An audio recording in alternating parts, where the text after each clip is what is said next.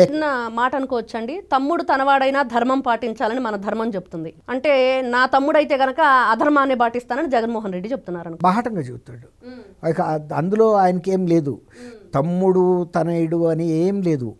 ఆయనకి కావాల్సిన వ్యక్తులే ముఖ్యంగా ఇప్పుడు సొంత చెల్లుల విషయంలో కూడా రాజకీయంగా ఆమె తనకు సమాంతరంగా పెరుగుతుందన్న భయానికి ఆమెను పూర్తిగా దూరంగా పెట్టాడు.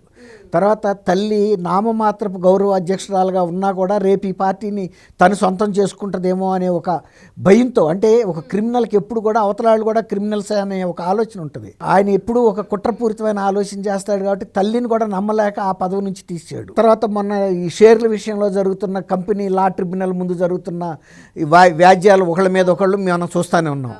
ఇచ్చిన షేర్లు బహుమతిగా ఇచ్చినవి కూడా నేను వెనక్కి తీసేసుకుంటాను, అవి పూర్తి స్థాయిలో అంటే వాటిని ట్రాన్స్ఫర్ బదిలీ జరగలేదు, కేవలం మేము ఒక అవగాహనకు వచ్చి రాశానే తప్ప ఆచరణలో బదిలీ జరగలేదు కాబట్టి ఆ అవగాహన పత్రాన్ని రద్దు చేసుకుంటున్నాను, అవి నా కంపెనీకే చెందుతాయి, కంపెనీ పూర్తిగా మాది మాత్రమేను, వాళ్ళకి ఏ విధమైన అధికారం లేదు, ఇంకా పైగా కంపెనీ డైరెక్టర్లు వాళ్ళ తరపున ఈ వ్యాజ్యాల్లో పాల్గొంటున్నారు, కంపెనీ డైరెక్టర్లు కనుక అట్లా పాల్గొంటే వాళ్ళ మీద కూడా నేను చర్యలు తీసుకుంటానని కూడా చెప్పాడు. అట్లా గిఫ్ట్ డీడ్కి గిఫ్ట్ ఇచ్చే అర్హతే ఉంది కానీ రిటర్న్ తీసుకునేది లేదని కూడా ఆ రోజున కోర్టులో వాయిస్ వచ్చింది.